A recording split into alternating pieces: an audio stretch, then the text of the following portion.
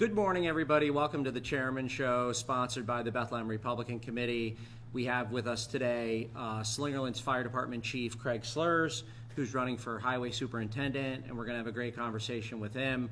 But the first thing I want to do is talk a little bit about the campaign season ahead and what it takes to win on November 7th.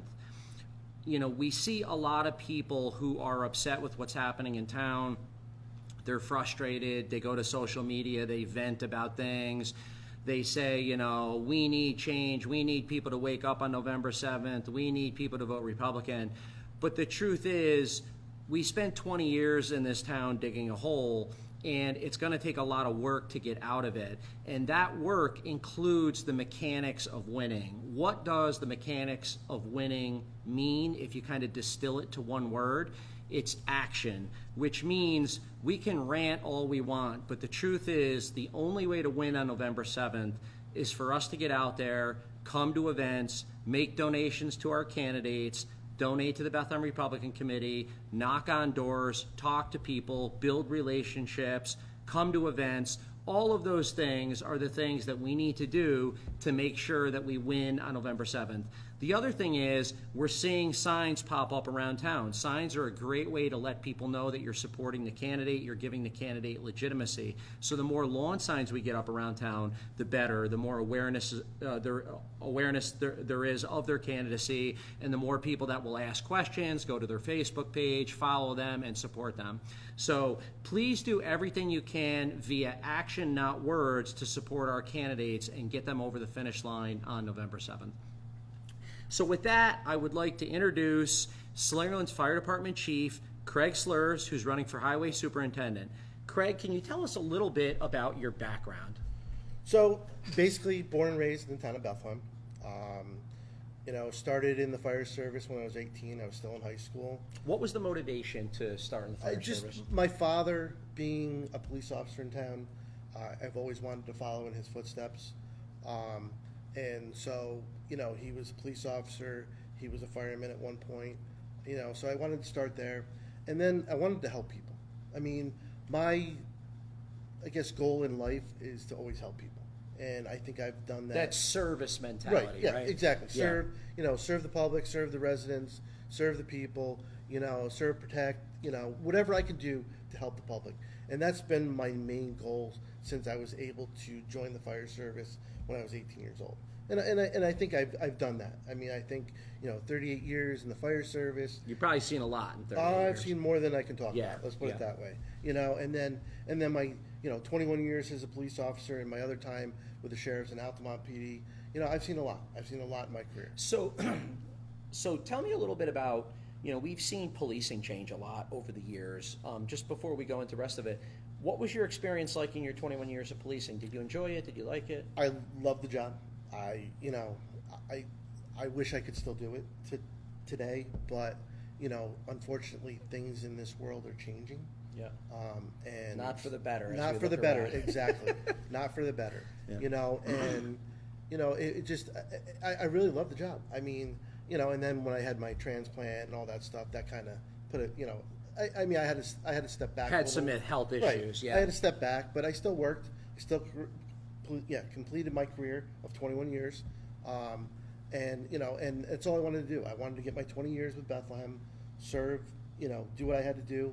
Like I said, I retired as a traffic investigator, so I saw a lot of traffic stuff, a lot of crashes, bad crashes, spoke to a lot of people. Yeah. I know when you and I were campaigning in the conservative primary, I was shocked at your knowledge of every little nook and cranny of Bethlehem. We were down in South Bethlehem and Selkirk and Glenmont, and there were roads that I didn't even know existed. I'd never been down, and you were like, "Oh yeah, you go 2 streets down, you make a." I was blown away, and that's probably from all those years of patrols and the fire service. And right? you had to know, and a lot of people don't know about South Bethlehem, Selkirk, that area, because nobody goes down there. Yeah. And that's where we spend a lot of our time campaigning during in June, and we met up hundreds of people. Yeah, I mean, we literally talked to every conservative in the Conservative Party in Bethlehem to build those relationships and make sure that we won that primary so that we got that additional line. Right. If people don't know, Craig has two lines in the upcoming election. He has the Republican and conservative lines, and Mark Dorsey only has the Democrat line. Right. So that's a bit of an advantage for you, but we're taking nothing for granted, right? People got to come out and vote. I mean, Yeah. like you said. And we want everybody's vote. Yeah. We're not just looking for Republican and conservative votes. We're looking for independents, we're looking for NOBs, and we're looking for Democrats who feel like you're the guy they can trust for that role. Right, and like I said, we've had a lot of Democrats reach out to me. Yeah. And spoke to them, and they're on board for what I want to do, and they want to see change, and I think that's what I can present, and that's what I'm going to do for this town and the people. Yeah, I agree. And some people are kind of idle talk, right? They say, I'm going to do this, and I'm going to do, and then they get into office and they don't do it. Right. One thing that I would say about your candidacy, and this isn't self-serving, it's just a fact, is that you have that 38-year track record of serving the public. And pretty much when you say you're going to do something, you do it, you stand behind your word. I was laughing yesterday. We put up a picture of you mowing a lawn on social media, right? Yep. How hot was it yesterday? 91, 92? It was hot. And you were out there mowing lawns all day, right? Mowing, trimming, I did, I think I did, it was my Latham day. I do one week where I go to Latham for the day. I think I did 7 lawns. Yeah. And by the end of the day, I was Beat. whooped. Yeah. And of course you got to keep hydrated and all that stuff. And then today I got to do the same thing. Yeah. So it just and it's good because I get to talk to people. Yeah. With all my not that it matters with the town of Colony people, but some of those people in the town of Colony know people from the town of Bethlehem. Sure. So that positive work ethic and doing a great job, and one of my old sergeants who's running over on the other side of the river made a mention on that post that I always had a good work ethic. Yeah. And I appreciate that. Yeah. He was a great sergeant. He retired, and Right. now he's running for office, town board spot over there. So I mean, in running your own business, you could easily say, hey, it's too hot today. I'm going to take a day off, right? It's just too much, right? Yep. But for you do have that strong work ethic. You do want to get the job done. You do want people to view your personal brand as one of excellence, right, and integrity. If you say you're going to be there Tuesday morning, people want to know that you're going to show up to work. Right. And that I think that's really important, specifically for the office that you're running for, because the highway department serves the town, and there's a lot of work to be done. When you and I were out in South Bethlehem and Selkirk and Glenmont, we were talking to residents. I don't know how you feel, but for me, the thing that just kind of jumped off the page as we were talking to people is they feel neglected. They feel like they have things that aren't right, things that are torn up, water problems, all kinds of issues. And what they've said is, I've asked the current highway superintendent to fix this, and this is an ongoing issue that's gone on for years.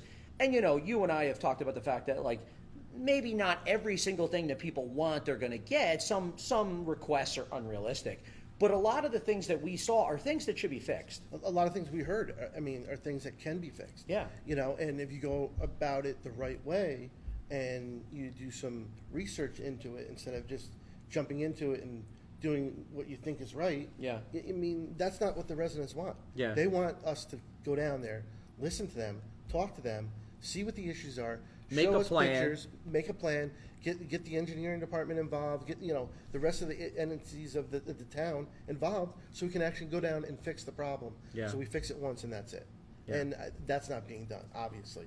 And you saw the post from the one lady who said, we have a lot of issues down here. I hope you're going to come down and talk to us. And we responded back to her. Yeah. And she was very happy with that. Yeah. So I've seen people message us from all political parties, right? It's not just Republicans. I've seen Democrats message us, and they're saying, please, if and when you get elected, can you please address this thing that's been going on for 2-3 years that we've been asking and significantly inhibits the quality of life. Right. One thing that you and I and Teresa have talked about is our focus is quality of life, right? That's what living in Bethlehem is all about. That's why my dad moved here in 1971, because he wanted a higher quality of life than he was getting on Sherman Street in Albany.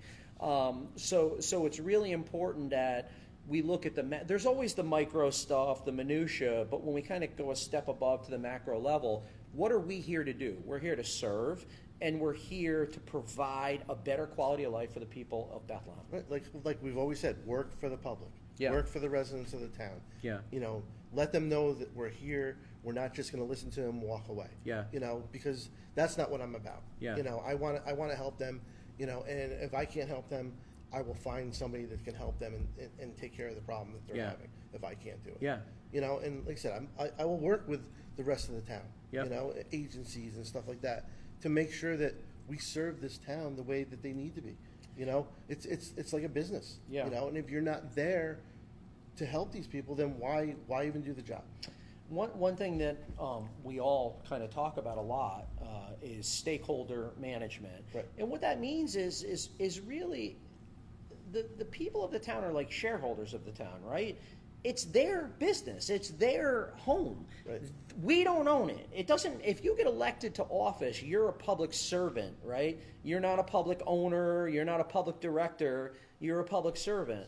So whenever we're thinking about how to make the town better, and we want to do X here, we want to do Y there, the first people we need to sit down and talk with are the stakeholders for that particular project or initiative. Right.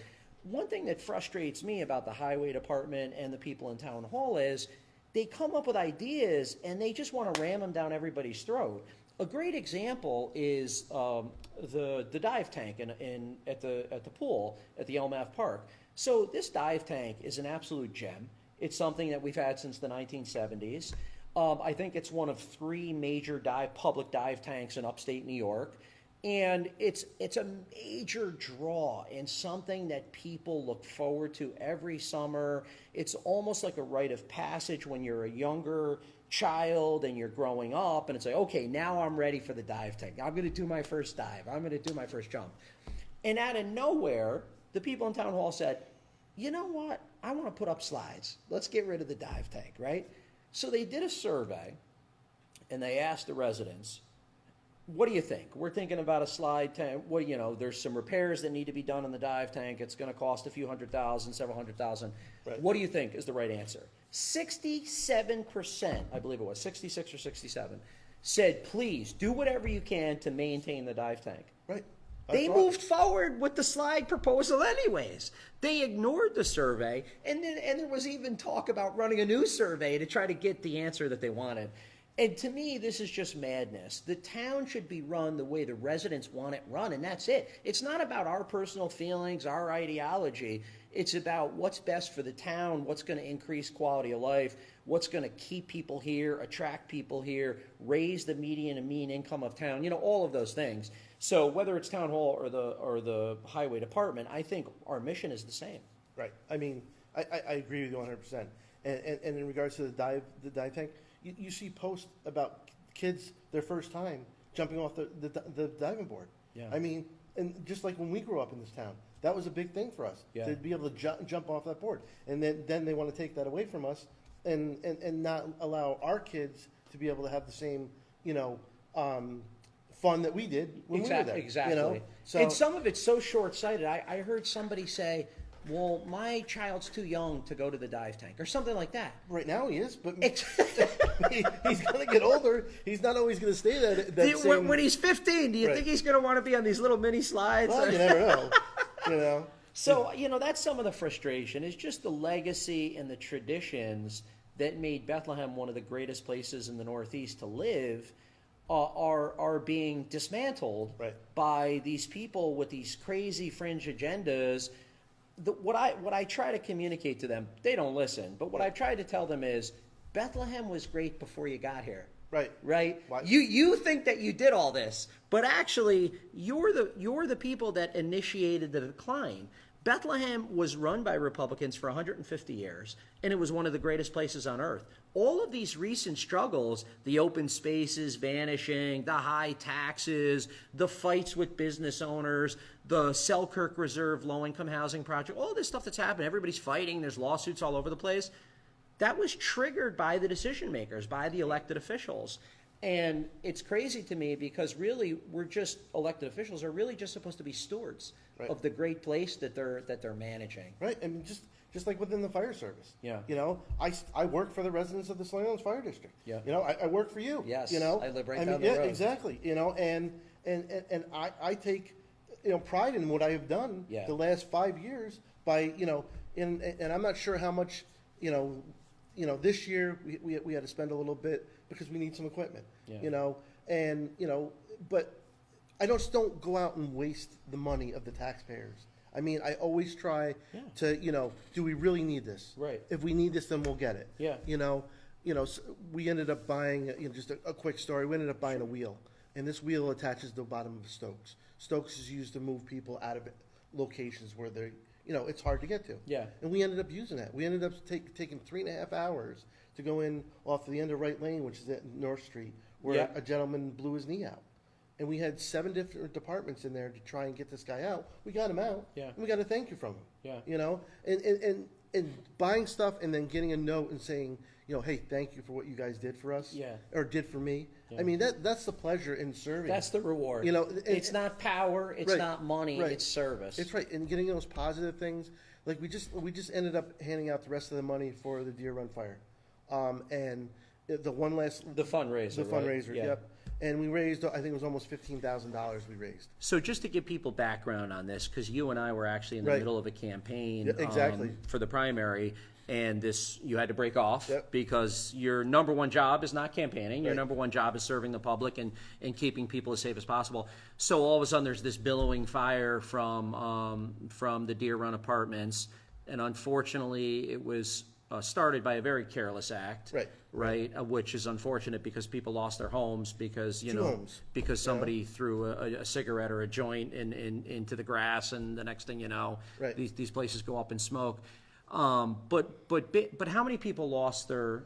There was 2 buildings, 4 units per building, so it was 8 families that lost basically everything. So 8 families were completely displaced. 8 families, and the buildings aren't even there anymore. And I just want to be clear, it's not the fire department's job per se. It's not an obligation for you guys to do a fundraiser. No. But you guys care deeply about the community you serve. Right. And so I'm sure probably the same night that you were wrapping up the fire call, you were saying, what can we do for these Right. people? And my campaign manager, Emily, I mean, she was in my ear about it and said, we need to do something. You know, she's also the president of our Ladies Auxiliary. So between the fire department and Ladies Auxiliary, we were able to put this thing together. We had it on Father's Day. And like I said, we had a lot of people come in. I mean, there was pictures all over, you know, of just people showing up and donating money. There were people pulling in the parking lot and throwing $100 bills at our guys outside, saying, That's here you awesome. go. You know, and That's like I said, community, Yeah, you know? so between us and the Albany County Burn Fund, which is an organization that collects money from all fire departments within the Albany County area, you know, they come in, they made donations. So these families were, you know, it wasn't everything, but it was something. It was extra money in their pockets. Yeah. Where they could, you know, they could go out for a dinner or something, or Sure. relax, or buy their kids something. Look, or something like that. anything to help. And that was So- that was pure pleasure. So you guys did a fundraiser, you did a huge breakfast, right, at the firehouse. Yep. About how much did you raise total? It was about $15,000. $15,000.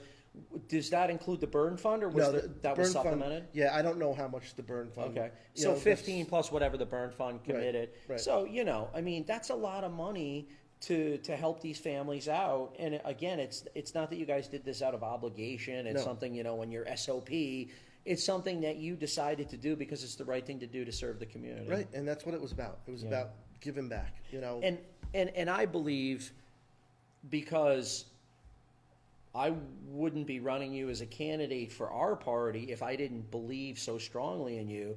I believe you're going to take that same approach to the highway department. absolutely.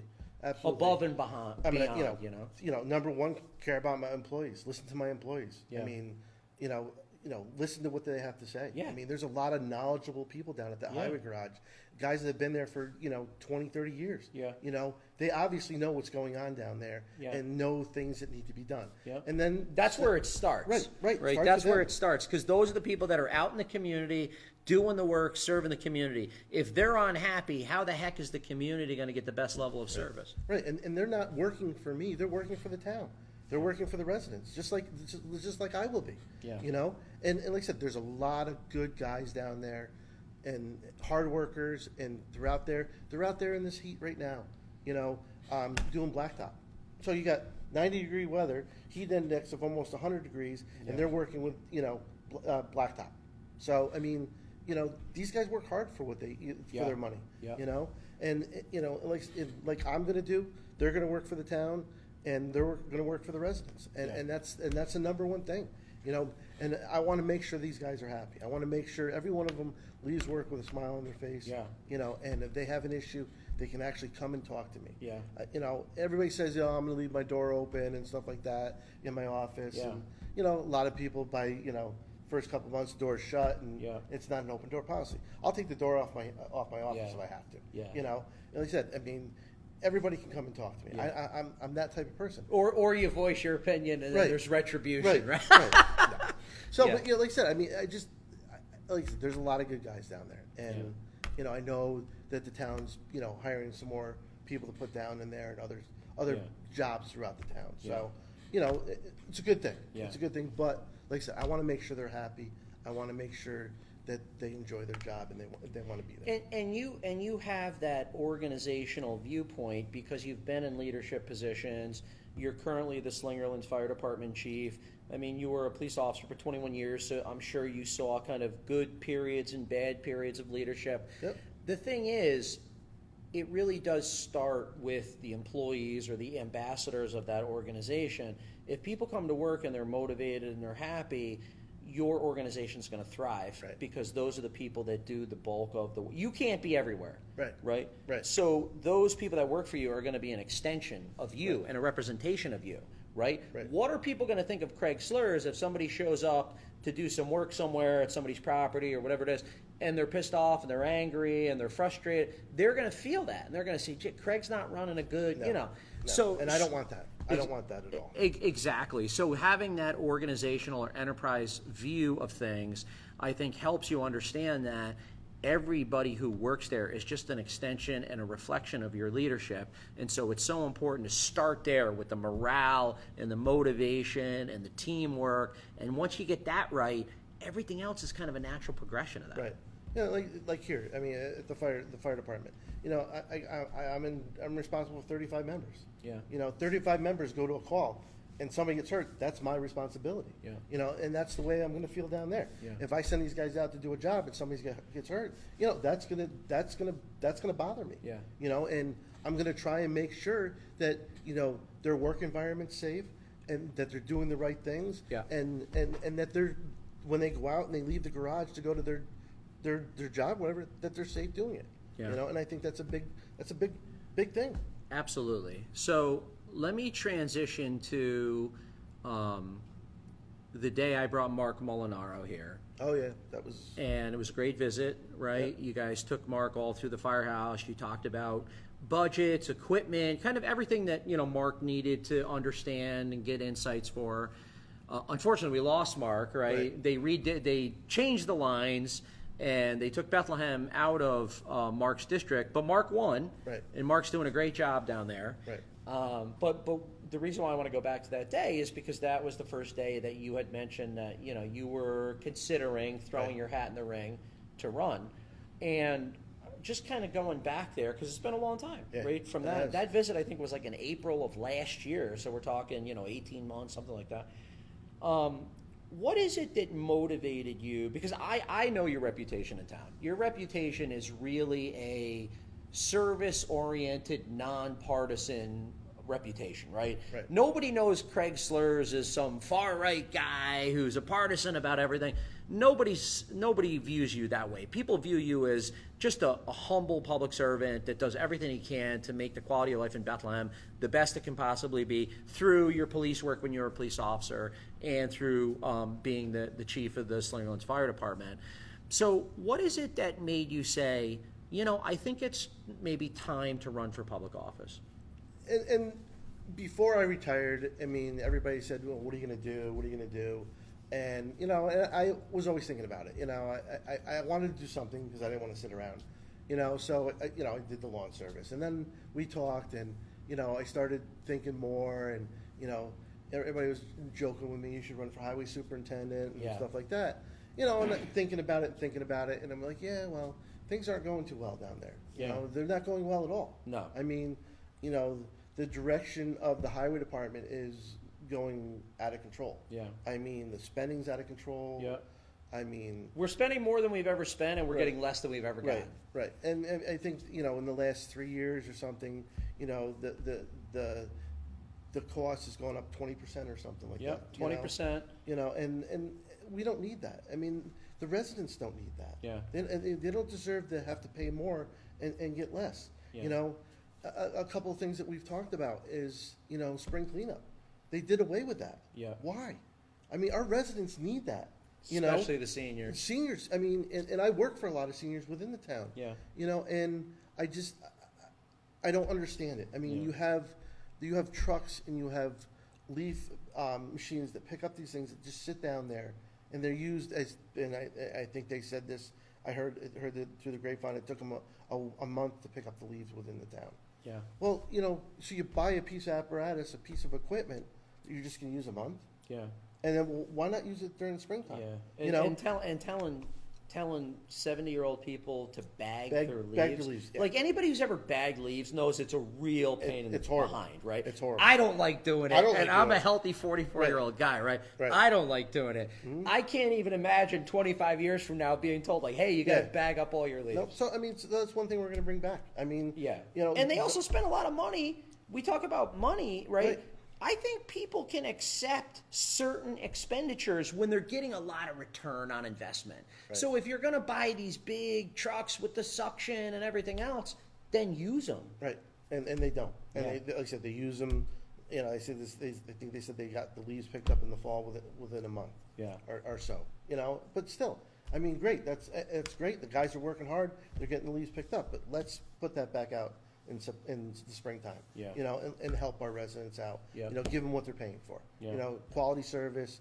You know, and that's what they need. Quality service, leaf pickup. Let's take care of our older residents because they've been here their whole lives, and we need to make sure that they are continually taken care of. Yeah. Until you know. So move. we have kind of general neglect, especially in South Bethlehem, Selkirk, Glenmont. We know that because we've heard Right. from a lot of people. The senior stuff, we have to deliver better services to our seniors, period. Right. Seniors, many of these seniors are people who built this town. Right. Right? Exactly. People who did tremendous work to get Bethlehem to where it is today.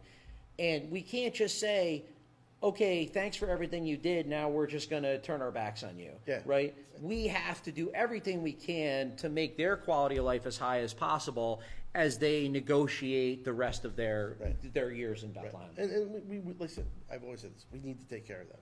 You know, It's the I'm right not- thing to right, do. Right. Our parents are getting to that age. Yeah. You know, and you know we need to make sure that they're taken care of. And you know, this is one way we can do it. That's great. And we'll do it. I would say there's also economies of scale. So we have, obviously certain things where it's better for individuals to do because it saves taxpayer dollars and it's more efficient.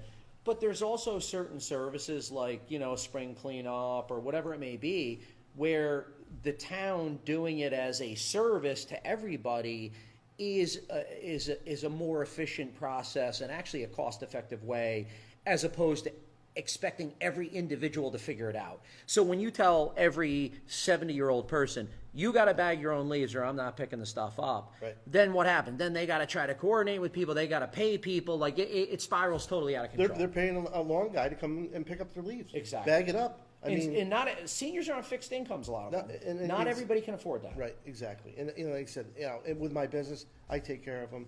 Yeah. And that's my decision.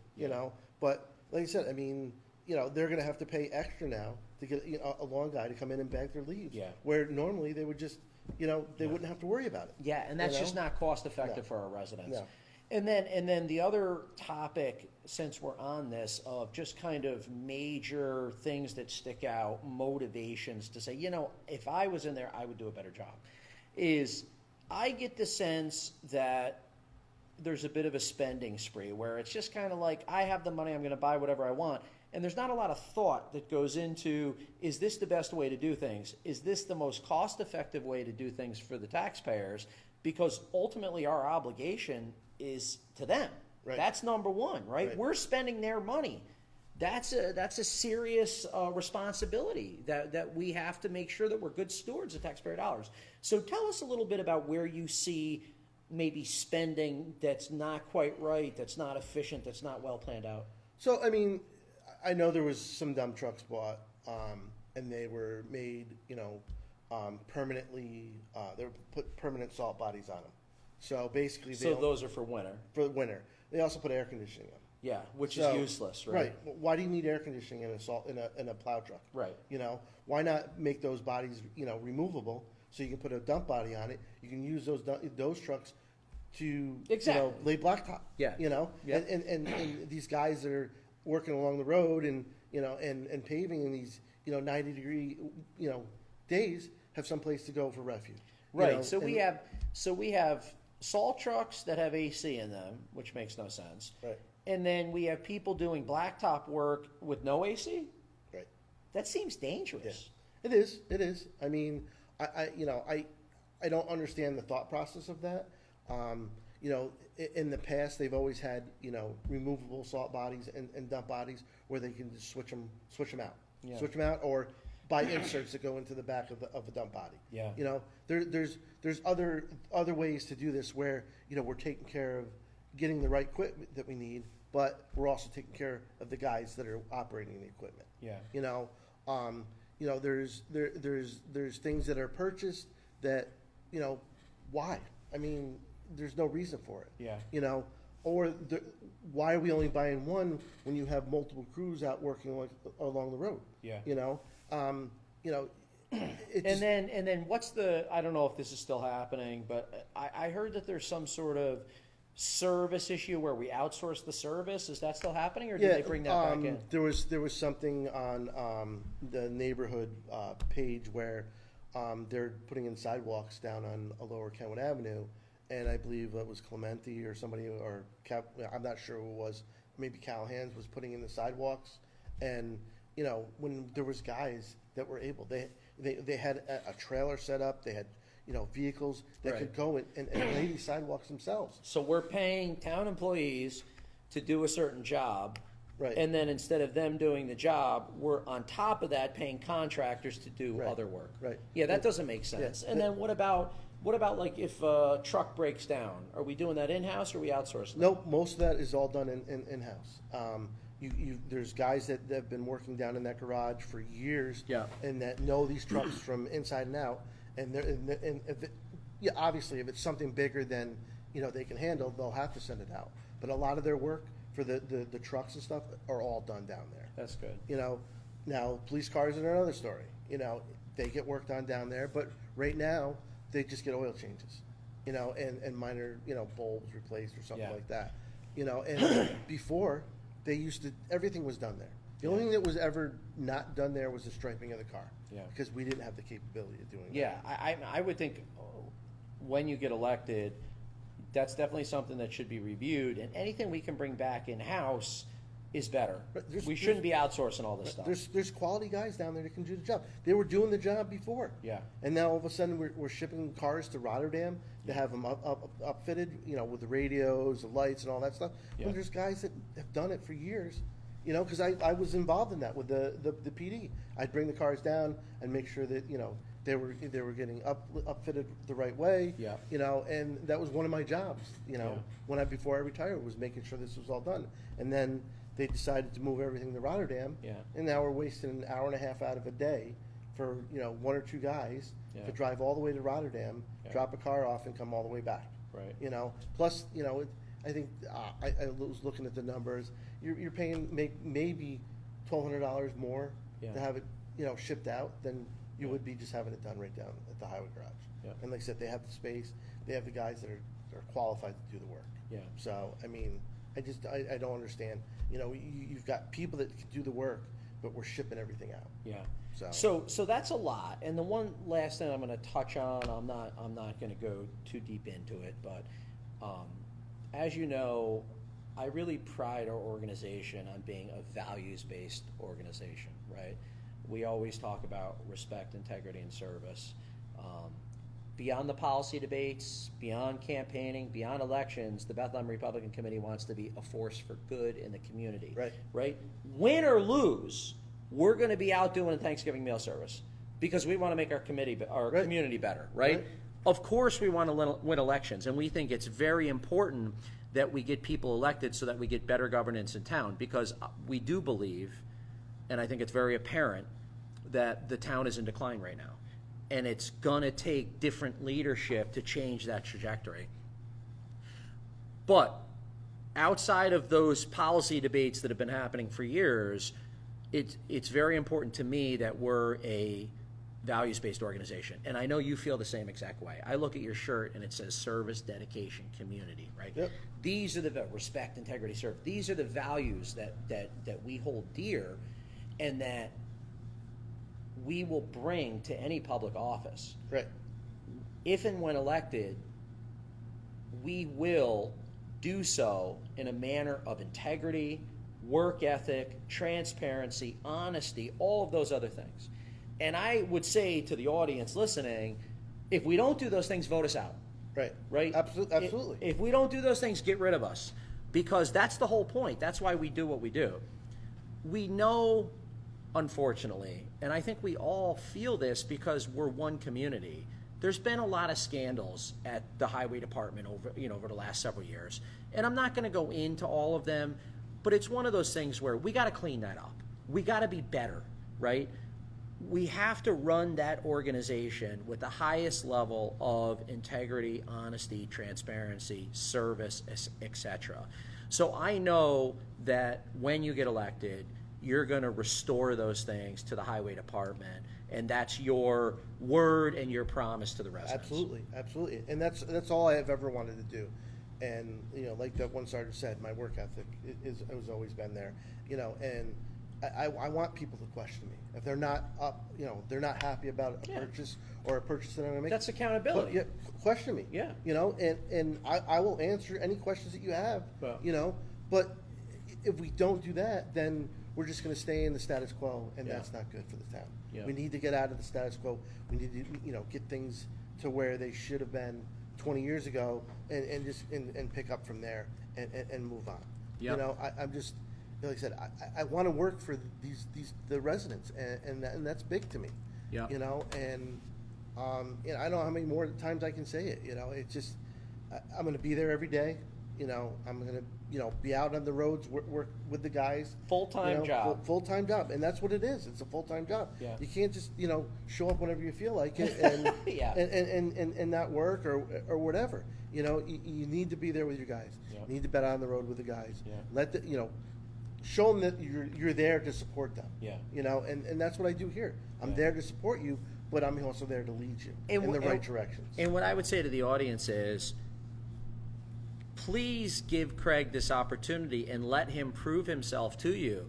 If you're not completely satisfied with his work after one tour, vote him out. Right, exactly. Right? Exactly. We stand behind our words. Unlike a lot of other people, we make promises, we deliver on promises. Right. And if they give you that opportunity, you're going to deliver. Right, exactly.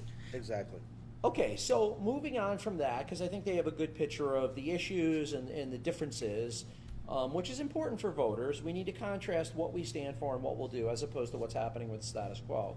The next thing I want to talk about is just kind of your campaign, your sense of how things are going, fundraisers, teamwork with the Bethlehem Republican Committee, partnerships with Scott Bendet, Chris Tague. We got a big golf tournament coming up. Just kind of give me your thoughts. Yeah, I mean, it's, since October of last year. Yep. When you gave your nomination speech. Yep, when I gave my nomination speech, we got kicked out of the library. But, from Which was a timing thing, right? We didn't do anything wrong. We It was didn't do just a anything wrong. timing Yeah, thing. exactly. Yep. So, from that day to now, I mean, my campaign is in full gear. Yeah. I mean, we've got multiple hundreds, of signs out throughout the town. I think you had to reload a couple of times, right? You had to buy new signs. Yeah, 'cause- I mean, I think I've probably up over maybe 700 signs, I think. Yep. And our events that we've had, I mean, there's just been, people there that have come to support me. There's always good conversations, with anybody that I come into. You know, I could be out working or stopping in at a store or something. Somebody will grab me. Hey, listen, you got my support. We're there for you. You know, good luck. Hope everything goes well. And I just talked to a lady on the phone from South Bethlehem yesterday in regards to another issue going on down there. I mean, and she has my number. Yeah. My number's out there. Your number's right on your Yeah, page, right? yeah. There's no, you said, I don't care. Right. Put my name- number on my page, because if somebody wants to contact me, good or bad, Right. send them my way. Yeah, exactly. And and people have email messages, Facebook messages. I mean, but the comments and the feedback that we've received from the town residents so far has been nothing but perfect. Yeah. I mean, I couldn't ask for a better campaign the way things are going. Yeah. I mean, from day one, all I want to run is a good quality campaign, and I think it's there. Yeah, you want to give yourself the best chance on Right. November 7th. Right. The way to do that is be as active as possible, Right. be out in the community, knock on doors, have events, all of Right. those things. And we have, and like I said, clean campaign. That's what we're doing. Yep. Number one, and I just think it's been going great. I mean, we talk all the time. I talk to Teresa. I mean, we're always in conversations with everybody. Planning our next thing, like starting to go door to door. Yeah. I mean, that's going to be a big thing. Yeah, so you're just so people know, because I've had some inquiries like, hey, when are you guys going to go? Right. We'd like to volunteer. We'd like to Right. come out with you. Whatever it may be. And as you know, during the summer, a lot of people are at their second homes. They're on vacations. It's really not terribly efficient to organize big committee door-to-door sessions over the summer. Right. You just don't find a lot of people home. Right. So what we did is we did a lot of digital media. We did some fundraisers where if somebody wanted to physically show up, support your campaign, have a nice meal, have some good conversation, we did that. In fact, we had a fantastic fundraiser for you and Teresa at the Elm Ave Park in the large pavilion. I think we got something like 70 people to come out. We had a big barbecue. And it was just a great night. I mean, Assemblyman Chris Tague told me, wow, a Friday night in the middle of the summer, you're not going to get anybody. He told me it would be very, very sparse. And I said, we just want to keep the touch points going. We want to keep the campaign momentum. So whoever shows. And we had 70 people. Right, and they're not always the same people every time. I saw Every new event. faces just recently Exactly. at the Scott Bendett thing. Yep, exactly. New faces all the time. Yep. And Scott, big time supporter, big time backer, always there for every one of our events. I mean, so he just had his last week. On the 29th, a good amount of people showed up for that too. Yep. I mean, I just think my campaign, the Republican committee, has been nothing but supportive. Yeah. I got two great girls working on my campamping. Yeah. And Emily and Michelle, right? Emily and Michelle. Yeah. I mean, they're great. You're always there for any question I have, any advice, any way, leading me in the right direction. Yeah. Instead of not. And the committee wants to help too. Right. It's all one big team. Right. And what I tried to do when I took over as chair at the end of 2021 is I tried to change the culture, which is no one person can do it on their own. Yeah. Not the chair, not the candidates. It takes a movement. It takes a team. It takes lots of people engaging, supporting, working, knocking on doors, writing checks. The other night I was going through some of our finances, and I have a stack of checks about that thick. That's support. Right. That's material support. Right. All of those checks, that's money those people could have held on to, and they could have gone out to dinner, and they could have done other things. But they believe in us. They believe what we're trying to do. They believe in our values and principles. They believe in the things that we've already done, the Veterans and First Responders Breakfast, the Thanksgiving meal service, the road cleanup. They see we're a force for good in the community, and so they open their wallets because they know that material support is one of the best and strongest things they can do to get us over the top and actually win some elected offices. Exactly. One thing I'd like to just briefly mention, because I think people don't see behind the scenes, so they don't always understand it, is, we ask for money. We say, we're having a fundraiser, we need donations, we need whole sponsors, And I know there's a lot of people out there that they go on Facebook and they complain about how things are, but when you ask them for $100, it's all of a sudden, oh, I don't know, what do you need $100 for?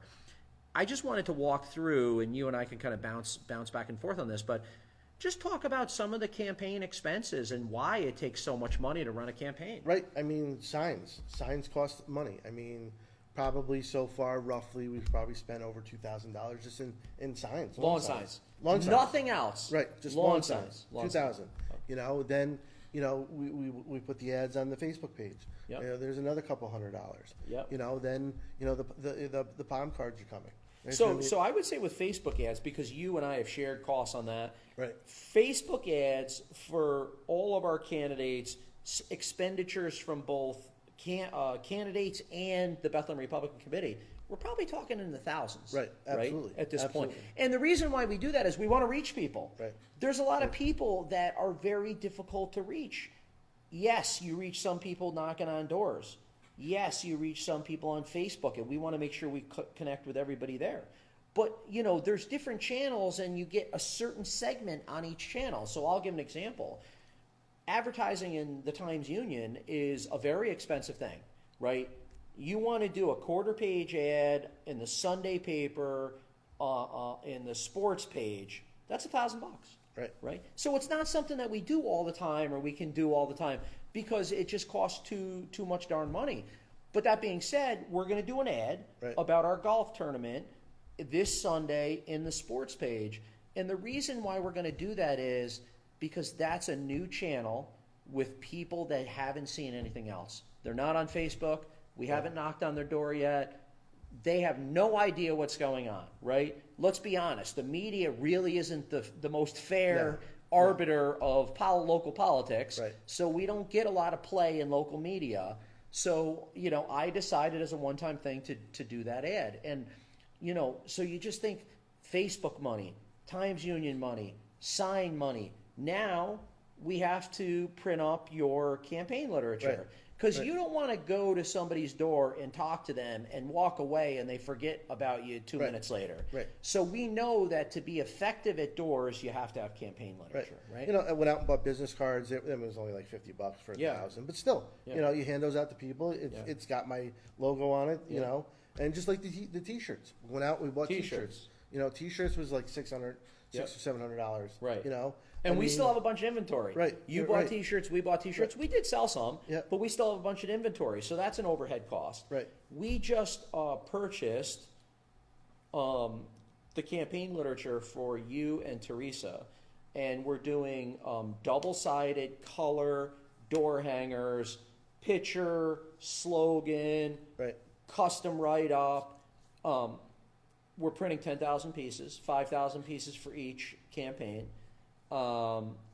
They need to be printed. It's very high quality stuff. They need to be printed. They need to be boxed up. They need to be shipped. It's 230 pounds worth of stuff.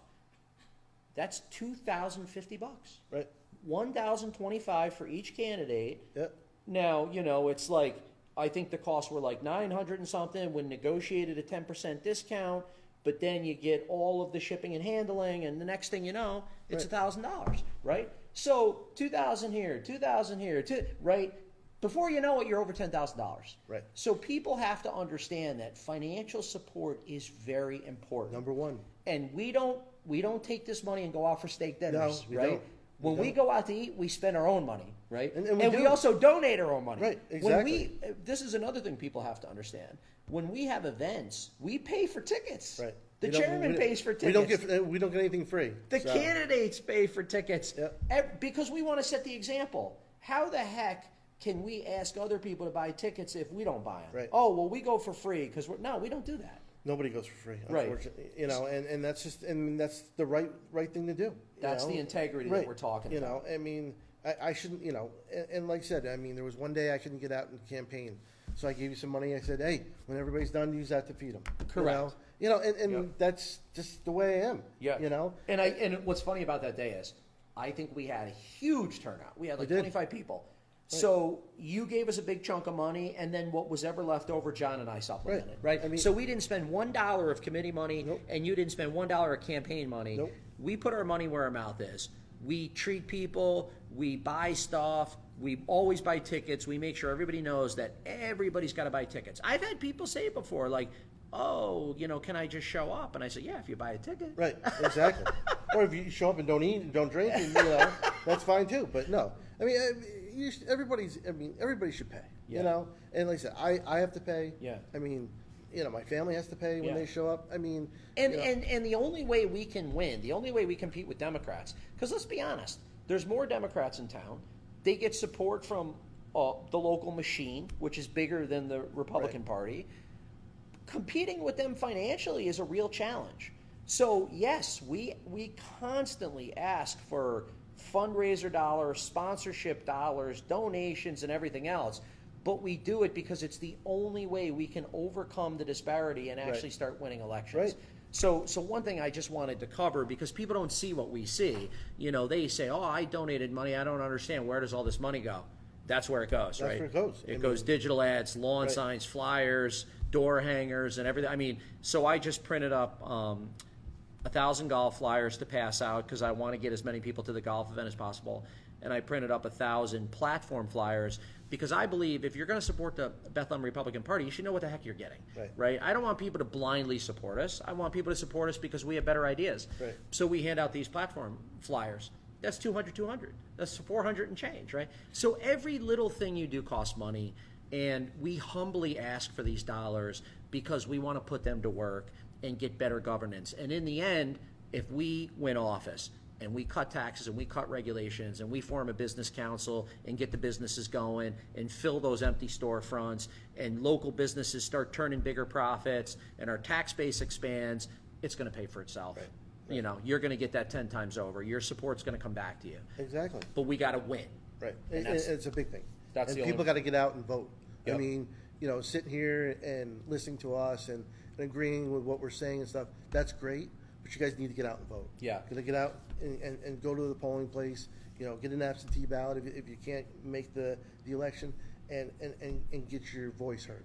Yeah. Is what you really need to do. So that's a great point. I mean, let's go back to the conservative primary. Right. So we went to, I would say, just about every conservative door. Right. I think out of 500, we probably went to about 480, and the turnout was 150. So 150 out of 500 people voted. And we know for a fact that there are people that told us right to our faces, I'm going to vote for you 100%, and they just didn't show up. Right. It's not that they voted for the other guy, it's that they didn't vote at all. Right. So please get out there and vote on November 7th and realize that the Bethlehem Republican Committee is here to support you. If you haven't voted in 10 or 15 years and you're nervous, you don't want to get embarrassed, send us a message. There's nothing to be embarrassed about. We want you to exercise your civic duty, and we will walk you through exactly what you need to know and what you need to do when you show up so you're prepared and ready. I'm always hesitant to hold a workshop because I'm afraid nobody's going to show up, but I want people to know, and maybe we will anyways, but I want people to know, because I've had these conversations, right, with people, and they've said, well, I haven't voted in 10 years. I don't know what the heck to do. I've never voted. Some people are registered, and they've never gone out to vote. And I say to these people, please, the way you work, live, and play is dictated by the policymaking in your area. Look at the world around us. The inflation, the taxes, the migrant crisis, the energy crisis, the supply chain crisis, people losing their jobs because of COVID mandates, all this crazy stuff. That's governance. Right. That's Exactly. the people that are getting elected. If you're frustrated and angry, but you're not voting, I'm sorry, but you're part of the problem. Right? So, and it's not that we don't understand. Life happens. People get sick. You go through illness. Right. Craig, a few years ago, had illness. He pulled through it. He's probably in the best shape he's ever been in. He's out there in 90-degree heat, mowing lawns all day long. So Right. he's doing fantastic. But we know things happen. You get sick. I had Lyme disease, and I was in bed for 6 months. It was awful. Right. So, you go through these things and maybe you don't vote for a few cycles, or maybe you just didn't grow up in a culture where people were voting, and so you never kind of fell into that. But we want to help you get into that because the people who rule us, the governance that we have, has a big impact on our quality of life. And if you're frustrated with the way things are going on, the only way you can change it is by going out and voting for high-quality people like Craig Sleurs, who's dedicated his life to the community and who will bring better governance and better service for the Bethlehem Highway Department to the community. So please reach out to us, say, hey, look, there is no shame at all. There's nothing to be embarrassed about. Let us know, and we will walk you through the process. We'll meet you for coffee. We'll meet you at the library. We'll come to your house. We'll get an absentee ballot. However you want to do it is fine. We can come to your house, have you fill out an absentee application, run it. We'll run it over to the Board of Elections, and we'll come back with your ballot so that you can fill your ballot out and vote without even having to go to the polling place. Whatever it is that you want to do, however it is that you want to vote, you can do that. You just have to let us know. So please reach out. We're here to support you. We are public servants, whether it's the committee, whether it's our candidates, we're all here to serve you. 100%. And that's that. So I think we've covered just about everything, but I just want to say a couple things kind of in closing. One is, of course, we're going to be knocking on doors, and we're going to be, talking to as many people as possible, and we're going to be asking people to get their lawn signs up, and we're going to be promoting the golf tournament on 9/23. That's really the last major influx of cash that we can use for the candidates to make sure the candidates have signs, to make sure the candidates are getting their message out and promoting their agendas and things like that. So certainly we want everybody to come to that. But I was thinking, and I don't know what you think, but I was thinking maybe something like a coffee with Craig, or something that we do like on a weekly basis. So if voters do want to come out and ask questions and meet you, whatever, but maybe they don't have the money for a fundraiser, or they don't have the means to go out to Old Post Road or whatever it is, or maybe they're tucked away in a spot where they haven't had somebody knock on their door for a couple of years. Maybe we do like a weekly coffee with Craig thing or something where they can come out and talk to you. Why not? I mean, the police department does it. They do, coffee with a cop. I mean, I'm sure there's some place. I mean, we could end up doing it, definitely. Yeah. I think that would be a great idea. Yeah. And there's going to be days where we maybe don't get anybody, and there's going to be days where we get other people. It's really not about the turnout. It's just about that accessibility, letting people know that you're available, so that after the election or during the election or on election day, you can feel comfortable that everyone had their chance to sit down with you, to talk with you, to ask you questions. And by the way, we're not asking just supporters to come. We're saying anybody who wants to challenge his agenda, ask questions, ask what he's about, whatever it is, come meet us, come talk to us. I think that would be a good idea. So maybe we'll put that up on your campaign page soon, and pick a time that's convenient in your busy schedule, so that you can at least have the door open for voters. Yeah, I mean, we could. I'm sure Mancusos will let us. Of course, right up there. And they're great supporters of ours. Absolutely, 100%. Great supporters, and a great local business. Yeah. If you've never been to Mancusos over on the side of Delaware Plaza, please go there. They have fantastic food. They're great people. Great conversation in there. It's one of my favorite places in Bethlehem to go. Right. I mean, and then the other thing is, look out for something coming up in October. That's all I'm gonna say right now. But something we want to give back. So we have a service event that we're trying to cook up for October. Yep. It's not settled yet, so we don't want to make any announcements. We're still working on the logistics, but it's not going to be another fundraiser as usual. We want to give back and we want to serve. You've been so great to the Bethlehem Republican Committee, and you've been so great to the campaigns of Craig Sleurs and Teresa O'Neill, that we want to give back. Win or lose on election day, like we always say, yes, we want to win. Yes, we need better governance, and that's our primary mission. But that's not our only mission. No. Our other objectives are to make Bethlehem a great place, serve the residents of Bethlehem, and contribute to the quality of life of the residents. Absolutely. So with that, we'll close. Thank you for listening today. Don't forget about our golf tournament and reception on September 23rd at Old Post Road. If you're a golfer, form a foursome. If you're not a golfer, we still have a big reception after. We're going to have a bunch of people speak. Craig's going to be talking, Teresa O'Neill, Frank Moriello might be there. We are still working out his schedule.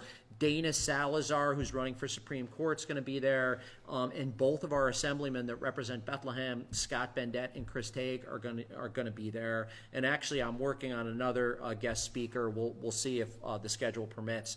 But it's going to be a great time. You don't have to be a golfer to attend. The reception is just $50.